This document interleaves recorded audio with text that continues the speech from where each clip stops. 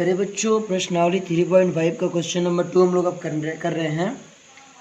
इसमें 2 का जो पहला क्वेश्चन है वो कह रहा है कि ए और बी के किन मानों के लिए निम्न रैखिक समीकरणों के युग्म के अपरिमित रूप से अनेक हल होंगे। मतलब क्वेश्चन ये कह रहा है कि a1/a2 बराबर b1/b2 बराबर c1/c2 कब आएगा जब ए और बी का कितना मान रखा जाए। हमें a1/a2 बराबर b1/b2 बराबर c1/c2 ये लाना है, तभी समीकरण के युग्म का अपरिमित रूप से अनेक हल होते हैं। तो ए और बी का क्या मान रखा जाए। हमें दो समीकरण दिया हुआ है।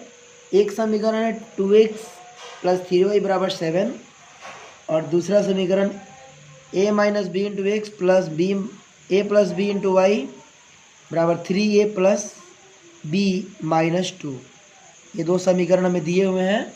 प्रश्नावली है 3.5 का क्वेश्चन नंबर 2 का 1 ये क्वेश्चन है।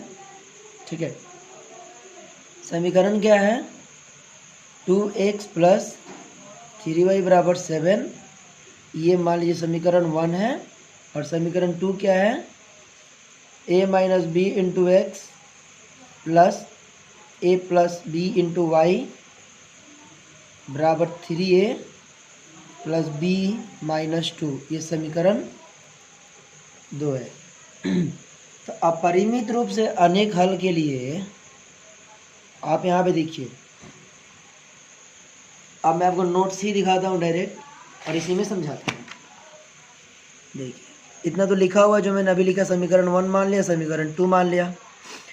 अब हमें क्या चाहिए, अपरिमित रूप से अनेक हल के लिए a1/a2 बराबर b1/b2 बराबर c1/c2 ऐसा होना चाहिए। हमने इसको समीकरण 3 मान लिया।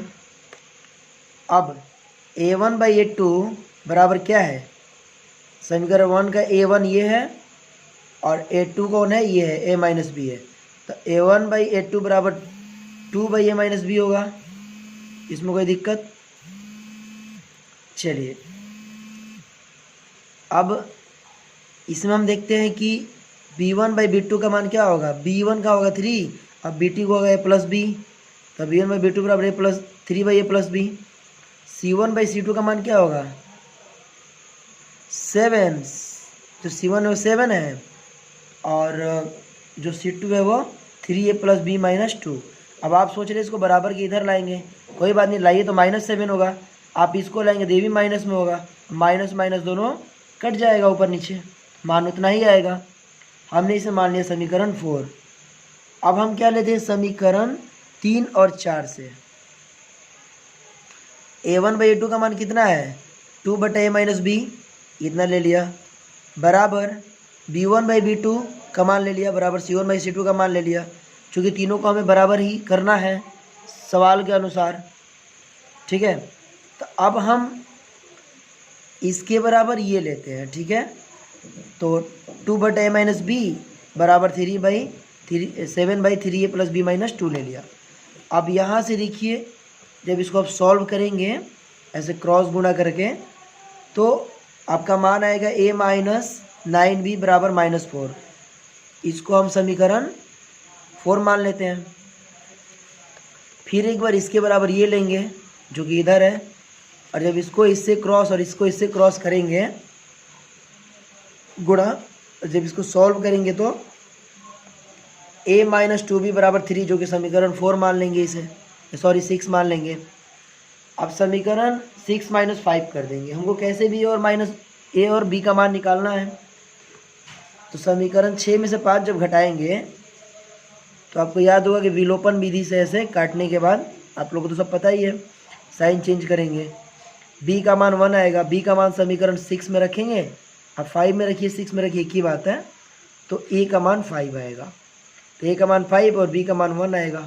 और अब उसको ना रखते हैं, a का मान 5 और b का मान 1, तो a1/a2 बराबर b1/b2 बराबर c1/c2, ये तीनों बराबर आएंगे और इसके अपरिमित रूप से अनेक हल होंगे।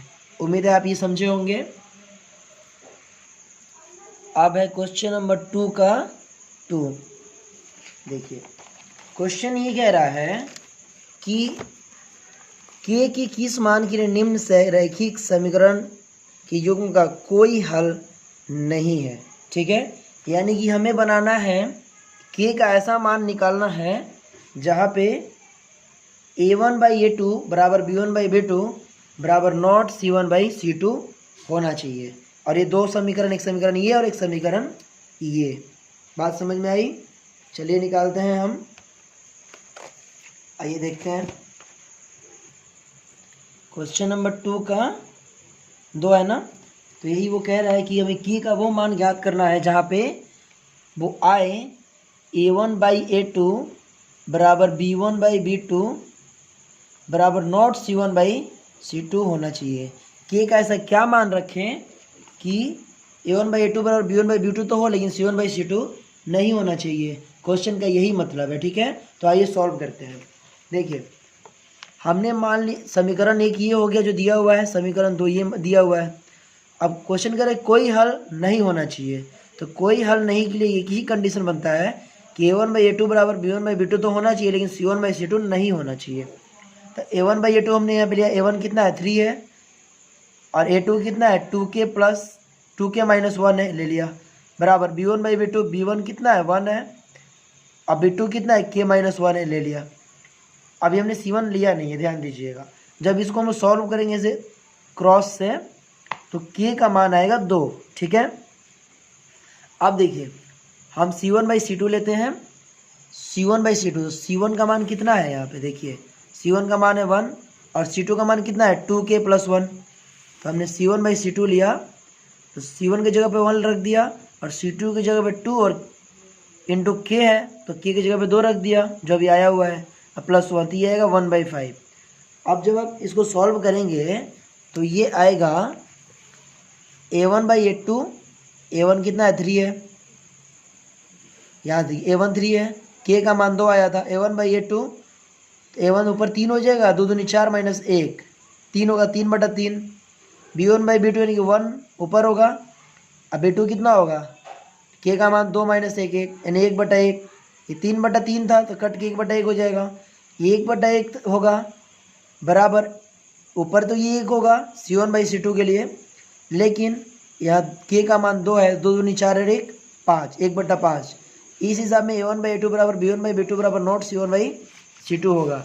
तो यही यहाँ पे लिखा हुआ है कि k बराबर 2 के लिए दिए गए रैखिक समीकरण का कोई हल नहीं है। सवाल भी यही कह रहा है कि हमें कोई हल नहीं के लिए k का मान कितना होना चाहिए। तो k का मान जब 2 रख देंगे तो इस सब रैखिक समीकरण का कोई हल नहीं होगा। ठीक है, अब सवाल नंबर 3 सॉल्व करते हैं। पहले क्वेश्चन पढ़ते हैं फिर इसे सॉल्व करते हैं।